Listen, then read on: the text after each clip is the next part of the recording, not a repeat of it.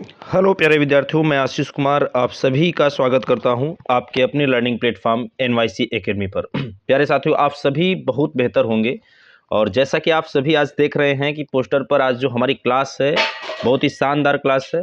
प्राचीन भारत के इतिहास में, एंशियंट हिस्ट्री में आज हम लोग जैन संगीतियों के विषय में आज हम पढ़ेंगे। जैन संगीतियाँ जो है, जैसा कि आप सभी जानते हैं कि कल हम लोगों ने जैन धर्म के विषय में पढ़ा हुआ था और जैन धर्म को कल मैंने पूरा कंप्लीट कर लिया था। महावीर स्वामी और जो है अन्य जितने भी आपके 24 तीर्थंकर होते हैं उन सबकी कहानियों के विषय में कल बहुत ही विस्तार से पढ़ने का प्रयास किया था। और आपने कल की वीडियो नहीं देखी है तो प्लीज़ आप कल की वीडियो जरूर देख लें। और आज की जो हमारी क्लास है जैन संगीतियों के विषय में पढ़ेंगे और जैन धर्म में जितने भी टॉप एमसीक्यू क्वेश्चन होते हैं 10 क्वेश्चन भी इसमें हम आपको जो है बिल्कुल बताने वाले हैं। तो आज की वीडियो जल्दी से आप लोग शेयर कर दीजिए, जल्दी से आप लोग सेशन को लाइक और शेयर कर दीजिए। और जो भी साथी चैनल पर नए हैं तो प्लीज़ आप चैनल को सब्सक्राइब जरूर कर लें। तो आइए हम लोग आगे बढ़ते हैं। देखिए, सबसे पहली बात, जैन संगीतियों को पढ़ने के पहले साथियों कहा जाता है कि लक्ष्य को पाने के लिए यदि हम तन और मन और धन लगा देते हैं तो सच कहता हूं दोस्तों, कुंडली के सितारे भी अपनी जगह बदल देते हैं। तो बिल्कुल आपको मेहनत करनी है। और देखो, पढ़ाई में क्या है कि इन्वेस्टमेंट सिर्फ समय का है। आपको पढ़ाई करनी, किताबों पर ध्यान देना है और इतना ज़्यादा बहुत ज़्यादा पैसा भी नहीं लगता है। एक महज 1000, 2000, 3000 रुपये में आपकी सब किताबें आ जाती हैं अच्छे से। और आप अच्छे से तैयारी कर ले तो बिल्कुल मेहनत आपकी काम आ जाएगी और जो है आप सफल हो सकते हैं। देखो, कल मैंने आप लोगों को जो है जैन धर्म में महावीर स्वामी की मृत्यु तक पढ़ा दिया था। उसके बाद आज हम लोग पढ़ेंगे कि आखिर 300 ईसा पूर्व में होता क्या है कि मगध जो क्षेत्र होता है, 16 महाजनपदों में मगध महाजनपद सबसे बड़ा महाजनपद होता है। यहाँ अकाल पड़ जाता है और ये 12 वर्ष तक चलता रहा ऐसा अकाल, जिससे बहुत लोग, भाई सीधी सी बात, जब अकाल पड़ जाएगा तो काफ़ी संख्या में लोग मरने लगेंगे। जब लोगों के पास अनाज नहीं होगा खाने के लिए, लोगों के पास जो है कोई व्यवस्था नहीं होगी, तो सीधी सी बात है वो मरने लगेंगे। लोग मरने लगे और उस समय जैन धर्म का प्रचार दो ही लोग कर रहे थे। एक थे स्थूलभद्र और दूसरे थे भद्रबाहु। भद्रबाहु ने स्थूलभद्र से कहा कि हमें अपने अनुयायियों को लेकर मगध से दूर चले जाना चाहिए, परंतु स्थूलभद्र ने मना कर दिया और कहा कि हम महावीर स्वामी की भूमि को छोड़कर मगध से कहीं नहीं जाएंगे। इसी बात को लेकर के दोनों में विवाद हो जाता है और इसी मतभेद को कम करने के लिए, जैन संगीतियों का प्रचार करने, जैन धर्म की शिक्षाओं का प्रचार करने के लिए जो है जैन संगीतियों का आयोजन किया गया। तो सबसे पहली जैन संगीति के विषय में हम फर्स्ट जैन काउंसिल की बात करते हैं। तो जो प्रथम जैन संगीति थी साथियों, वो पाटलिपुत्र में हुई थी।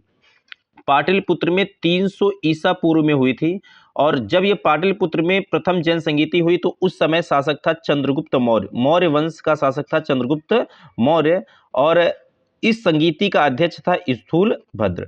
तो इस तरह से आपने क्या देखा कि जो प्रथम जैन संगीति है, सबसे पहले इसमें यह याद रखना है कि आखिर ये कहाँ पर हुई। स्थान इसका है पाटलिपुत्र। किसके समय में हुई थी तो चंद्रगुप्त मौर्य के शासनकाल में। इसका अध्यक्ष कौन था? स्थूलभद्र था। अब हम बात कर लेते हैं कि आखिर इस जैन संगीति में क्या हुआ। देखो, जो प्रथम जैन संगीति थी इसमें जैन धर्म दो संप्रदायों में बट गया। अब दो संप्रदाय कौन कौन से थे? एक था श्वेतांबर, जिन्हें हम तेरापंथी कहते हैं, और दूसरा था दिगंबर, जिन्हें समैया कहा जाता था। तो श्वेतांबर और दिगंबर, स्थूलभद्र मगध में ही रह गए जो श्वेतांबर कहलाए। तो श्वेतांबर जो था ये स्थूलभद्र का संप्रदाय था, ठीक है। स्थूलभद्र इस संप्रदाय में आते थे और दिगंबर जो थे ये भद्रबाहु थे, ठीक है। ये लोग जो है मगध छोड़ करके चले गए थे, श्रवण बेलगोला कर्नाटक चले गए। तो इनमें से जो है भद्रबाहु अपने शिष्यों को लेकर के श्रवण बेलगोला कर्नाटक चले जाते हैं और चंद्रगुप्त मौर्य भद्रबाहु के शिष्य हुआ करते थे। और चंद्रगुप्त मौर्य ने भी अपना सिंहासन छोड़ दिया और अपने बेटे बिंदुसार को शासक बना दिया और वो भी जो है अंतिम समय में श्रवण बेलगोला कर्नाटक चले जाते हैं। और चंद्रगुप्त मौर्य जो होते हैं, मौर्य वंश के शासक, ये संलेखना विधि, संथारा विधि जो होती है, इस विधि से अपने प्राण त्याग देते हैं। अब चंद्रगुप्त मौर्य संलेखना विधि से इन्होंने प्राण त्यागे, तो आखिर संलेखना विधि है क्या, संथारा विधि है क्या? तो देखो, जैन धर्म में संथारा का मतलब होता है उपवास एक प्रकार का, यानी कि भोजन और पानी का जो है त्याग करके प्राण त्याग देना, ठीक है। तो सीधी सी बात, जब कोई भी इंसान पानी नहीं पिएगा, भोजन नहीं करेगा तो ज़्यादा दिन तक थोड़ी जिएगा, वो तो खत्म ही हो जाएगा। तो ये संलेखना या संथारा विधि जो होती है ये जैन धर्म में चलती है और इसी विधि से चंद्रगुप्त मौर्य ने अपने प्राण त्याग दिए। अब कुछ अंतर है, जैसे कि श्वेतांबर जो होते हैं ये महावीर की शिक्षाओं को मानते थे, लेकिन जो दिगंबर होते हैं ये भद्रबाहु की शिक्षाओं को मानते थे। श्वेतांबर इनको श्वेतांबर इसलिए नाम दिया गया क्योंकि ये श्वेत वस्त्र पहनते थे, ये सफेद वस्त्र पहनते थे। ठीक है, इनका जो वस्त्र होता था वो सफेद होता था। और जो दिगंबर होते थे ये नग्न रहते थे, ये वस्त्र नहीं पहनते थे। श्वेतांबर महावीर स्वामी को विवाहित मानते थे, जबकि दिगंबर अविवाहित मानते थे। तो अलग अलग इनके मत हुआ करते थे, इनकी अलग अलग अपनी शिक्षाएं थी। तो हम लोग द्वितीय जैन संगीति की बात कर लेते। द्वितीय जैन संगीति कब हुई? जो दूसरी जैन संगीति होती है 513 ईस्वी में वल्लभी नामक स्थान पर होती है, जो वर्तमान गुजरात में है। अब यहाँ पर शासक नहीं है कोई। अध्यक्ष क्या है? देखो, अध्यक्ष थे देवर्धि क्षमा श्रावण। देवर्धि क्षमा श्रावण द्वितीय जैन संगीति का अध्यक्ष था। इसमें काम क्या हुआ?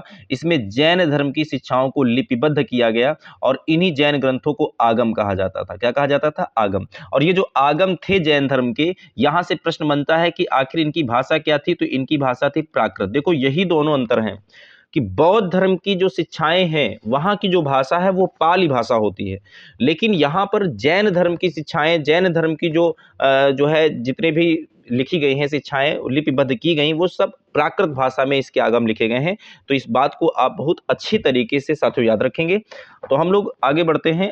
अब देखिए, हम लोग कुछ MCQ प्रश्न हैं जिनको ले लेते हैं इसी से। देखो, सबसे पहला क्वेश्चन आपके सामने क्या है कि महावीर स्वामी को किस नदी के तट पर ज्ञानोदय प्राप्त हुआ, यानी ज्ञान की प्राप्ति हुई?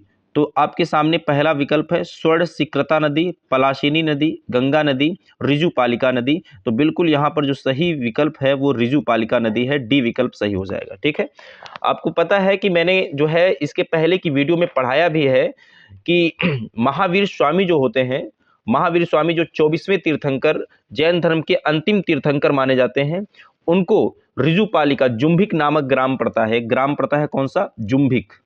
जुम्भिक नामक ग्राम पड़ता है और इस ग्राम में ही जो है ऋजुपालिका नदी के तट पर साल वृक्ष के नीचे, किस वृक्ष के नीचे? साल वृक्ष के नीचे ज्ञान की प्राप्ति हुई। और यह जो ज्ञान की प्राप्ति होना है इसी को हम कैवल्य कहते हैं।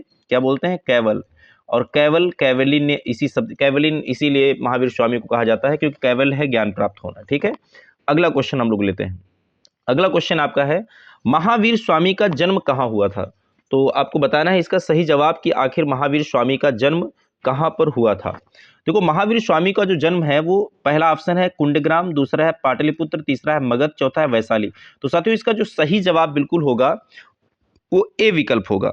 महावीर स्वामी का जन्म की हम लोग बात कर लें तो जन्म इनका जो हुआ था वो 540 ईसा पूर्व में, 540 ईसा पूर्व में एक वैशाली कुंडग्राम होता है, कुंडग्राम वैशाली में हुआ था। ठीक है, कुंडग्राम वैशाली, यहां पर इनका जन्म हुआ था। ये काफी इंपॉर्टेंट क्वेश्चन है, आप इसको थोड़ा सा ध्यान रखेंगे। ठीक है, इसके बाद हम लोग आगे बढ़ते हैं। देखो, महावीर स्वामी के बचपन का नाम क्या था? महावीर स्वामी के बचपन का नाम था वर्धमान। वर्धमान, कई बार ये प्रश्न आया एग्जाम में कि वर्धमान किसके बचपन का नाम है? महावीर स्वामी के। अगला क्वेश्चन हम लोग लेते हैं। अगला क्वेश्चन है निग्रंथ किन्हें कहा जाता है? निर्ग्रंथ जैनों को कहा जाता है कि बौद्धों को कहा जाता है, वैष्णववादियों को कहा जाता है? इनमें से कोई भी नहीं। देखो, मैं आपको सही बता दूं तो जो पार्श्वनाथ होते हैं इनके जो है जब ये तीर्थंकर थे तो इनसे पहले का जो समय होता था जैन धर्म में, उनको जो है जैनियों को निर्ग्रंथ कहा जाता है। तो इसका जो सही जवाब बिल्कुल होगा जैनों को हो जाएगा। ठीक, जैनों को हम निर्ग्रंथ बोलते हैं, इसका सही जवाब आप याद रखेंगे। 8 नंबर में हम लोग चलते हैं। अगला क्वेश्चन आपका क्या है? जैन तीर्थंकरों के क्रम में अंतिम कौन सा था? देखो, आपको पता है कि कुल तीर्थंकर हुए हैं 24। तीर्थंकर क्या होते हैं? जैन धर्मगुरु होते हैं। अब 24 में अंतिम वाला हमसे पूछ रहे हैं, यानी 24वें कौन थे? तो 24वें मैं आपको बार बार जो है इसके पहले भी बता चुका हूं कि महावीर स्वामी थे। महावीर स्वामी सबसे अंतिम और 24वें तीर्थंकर माने जाते हैं। तो यहां पर जो सही विकल्प हो जाएगा बिल्कुल सी विकल्प आपका सही हो जाएगा। ठीक है, अगला क्वेश्चन हम लोग लेते हैं। अगला क्वेश्चन आपका है जैन धर्म के संस्थापक हैं। देखो, संस्थापक में यहां पर 4 विकल्प हैं आपके सामने। पहला विकल्प है आर्य सुधर्मा, दूसरा है महावीर स्वामी, तीसरा है पार्श्वनाथ, चौथा है ऋषभदेव। देखो, संस्थापक यहां पर हमसे कह रहे हैं, ऐसा नहीं कह रहे हैं कि जैन धर्म के वास्तविक संस्थापक कौन है। तो आप इसमें ज्यादातर स्टूडेंट्स जो है महावीर स्वामी लगा देंगे, लेकिन यहां संस्थापक का जो सही विकल्प होगा वो होगा डी, क्योंकि जैन धर्म की स्थापना इन्होंने ही की थी। ऋषभदेव जो थे जैन धर्म के प्रथम तीर्थंकर थे। प्रथम तीर्थंकर थे, ठीक है। और प्रथम तीर्थंकर के साथ साथ जैन धर्म में जो सबसे पहले धर्मगुरु माने जाते हैं वो ऋषभदेव माने जाते हैं, आदिनाथ इनको ही कहा जाता है, और यही जैन धर्म के संस्थापक थे। वास्तविक संस्थापक अगर पूछता तो शायद महावीर स्वामी इसका जवाब हो सकता था। इसके बाद हम लोग 9 नंबर क्वेश्चन में आते हैं।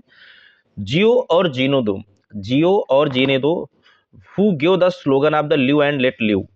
ये जो है स्लोगन किसने कहा है, जियो और जीने दो, ये किसने कहा है? आपके सामने विकल्प हैं, महावीर स्वामी, और इसके बाद गौतम बुद्ध है, महात्मा गांधी हैं, विनोबा भावे हैं।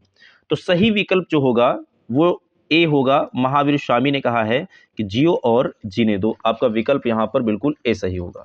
अगला क्वेश्चन हम लोग लेते हैं। अगला क्वेश्चन है, जैन धर्म में पूर्ण ज्ञान के लिए क्या शब्द है?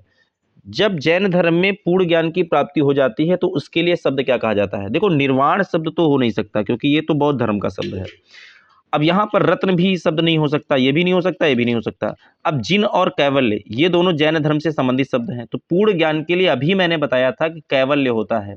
पूर्ण ज्ञान के लिए जो शब्द होता है वो होता है कैवल्य, और कैवलिन कहा जाता है इसीलिए महावीर स्वामी को, क्योंकि उनको पूर्ण ज्ञान की प्राप्ति हुई तो कैवल्य हुआ और उसी को कैवल्य बोला जाता है, और कैवल्य से ही कैवलिन बना हुआ। तो इस प्रकार से आज की क्लास का अंतिम प्रश्न हम लोग लेते हैं। अंतिम प्रश्न क्या है? आपको सूची फर्स्ट और सूची सेकंड दिया गया, उसको मिलाना है, और इसमें एक तरफ आपको तीर्थंकर दिए हैं, जैन तीर्थंकर, और दूसरी तरफ जो है उनके पहचान चिन्ह दिए हैं। आपको सही बताना इसका सही जवाब क्या होगा, इसका सही जवाब क्या होगा। देखो यहाँ पर जो बिल्कुल आपको सही जवाब इसका बताना है कि देखो, पार्श्वनाथ हैं, शांतिनाथ हैं, और इसके बाद मल्लिनाथ हैं, पार्श्वनाथ हैं, महावीर हैं, मृग है, सिंह है, सर्फ है, और जल कलश है। देखो बिल्कुल अगर आपने पढ़ा है तो डी वाला जो विकल्प है महावीर, इनका प्रतीक चिन्ह होता है सिंह, तो इसका मतलब D2 वाला विकल्प हमारा सही होना चाहिए। तो ये दो विकल्प तो हो ही नहीं सकते, ए और सी। अब D2 इन्हीं दोनों में है, इन्हीं दोनों में है। अब बात करते हैं कि अब यहाँ पर देखो C3 के हिसाब से आ जाओ, तो यानी कि D2 और C3, ये C3 हो जाएगा, ठीक है, ये C3 हो गया, यानी कि पार्श्वनाथ का सर्फ हो जाएगा। अब आती है बात की B1, यानी कि मल्लिनाथ का क्या है, और मल्लिनाथ का और शांतिनाथ का क्या है। देखो देखो यहाँ पर जो मल्लिनाथ का है वो हो जाएगा मृग, और शांतिनाथ का हो जाएगा जल कलश। तो इसका जो सही विकल्प हो जाएगा आपका बी विकल्प बिल्कुल सही हो जाएगा।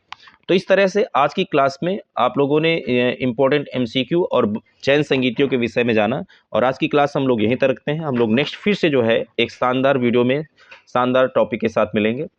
धन्यवाद। आप सभी जो भी साथी चैनल पर नए हैं तो प्लीज़ चैनल को सब्सक्राइब जरूर कर लें।